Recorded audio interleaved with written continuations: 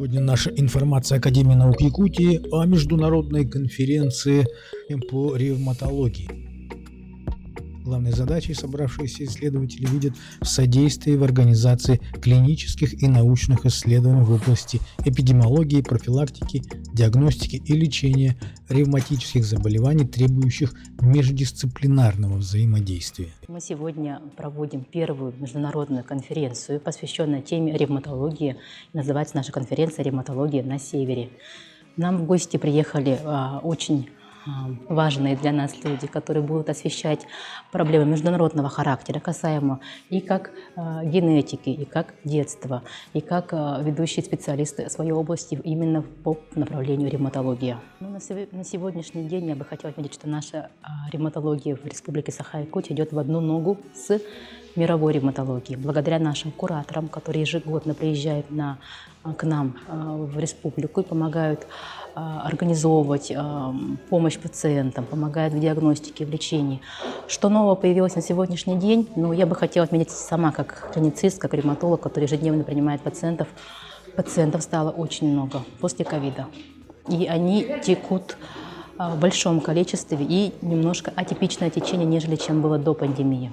Я не буду говорить за педиатров, ревматологов, по поводу взрослого населения. Дебют заболевания, если все-таки есть какие-то критерии возраста, то на сегодняшний день они, может быть, даже немножко сдвинулись. Те же системные аутоиммунные заболевания, как системная красная волчанка, считалось раньше, что заболевание молодого возраста, когда идет всплеск гормонов и когда идет такой эмоциональный дисгормональный дисбаланс, то считалось, что заболевание молодых девушек. На сегодняшний день мы замечаем, что дебют идет и у мужчин, и у женщин в 50-55 лет. Это связано с ковидом или нет, у нас предстоит большая работа, она уже идет, и мы будем озвучивать наши результаты на ближайших докладах и конференциях. Спасибо. В эту рубрику. Сейчас это на 6-м месте, последним моментом, который сейчас, по крайней мере, по Ярославской области, была недавно коллегия, там говорит, что у нас на 6-м месте, это неизвестные причины. Системной красной волчанки – это явление активации Б-лимфоцитов, Б-клеток. С другой стороны, это и участие в выработке при различных аутодетелах развития поражения мышечной ткани, головных. И к чему все-таки, чем завершается в настоящем? Эта ревматология на севере очень меня заинтересовала. Связан полиартрит и так далее. Красная волчанка и другие заболевания. Два фактора тут, наверное. Это генетический, наверное, это наследственное. Второе – это наши условия, фактор. Наше питание и наше влияние на Крайнем Севере. Все-таки это экстремальный холод, это экстремальная жара, это и температурные перепады, это и летом долгий световой день.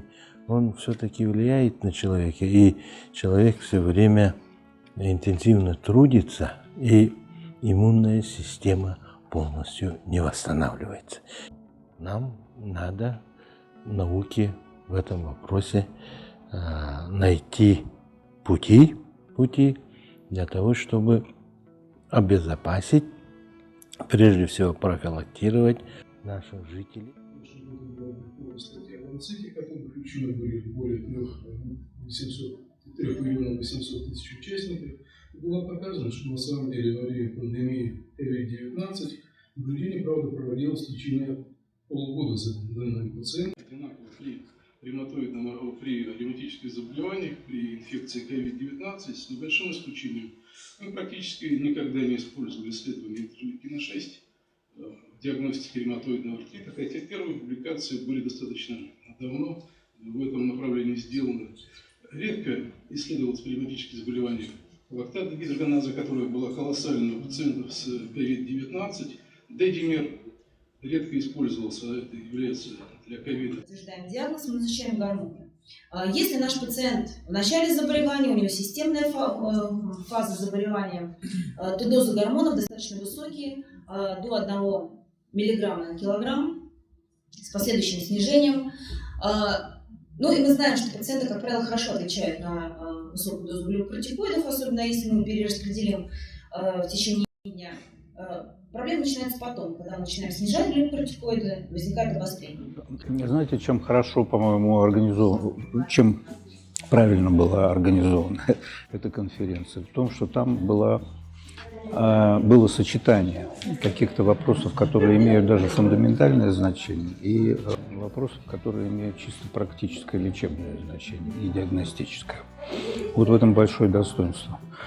Что касается специалистов, то мы, во всяком случае, в Петербурге точно знаем, что у вас очень хорошие специалисты. Вы, во всяком случае, детскую службу-то я лучше знаю, ревматологическую.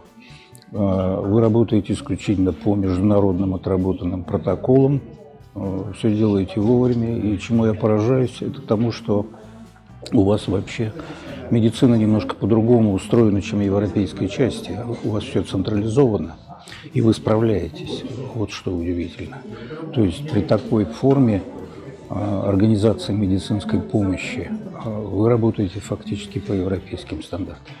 Сегодня мы рассмотрели вопросы самое главное. Это генетика, это лабораторная диагностика, причем не только те вопросы, которые вообще в текущей практике, но и до и после ковидной инфекции, что очень важно и актуально для нас. Мы видим рост заболеваний, в том числе и в Якутии, значительно. Мы знаем, какие генетические особенности есть у населения Якутии. И это все способствует ревматическим заболеваниям.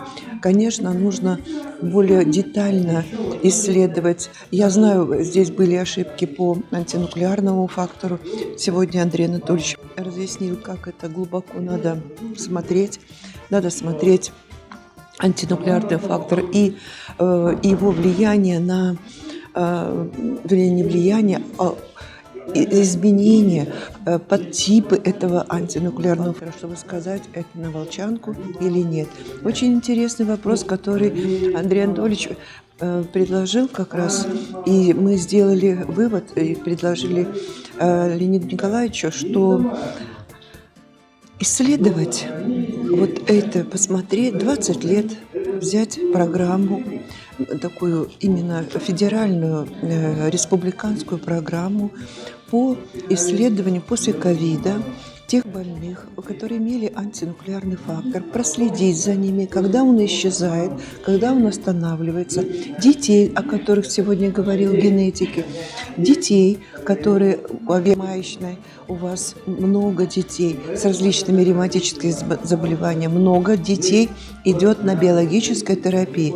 Их проследить 20-летний жизненный путь. Что будет? Будут ли они иметь какие-то, у них дети будут, да? Пускай это наши внуки будут, но что будет дальше с ними? Какая детородная функция будет? Какая способность к болезням? То есть вот какую программу составить, и я думаю, это будет чрезвычайно интересно для Якутии. Большое спасибо.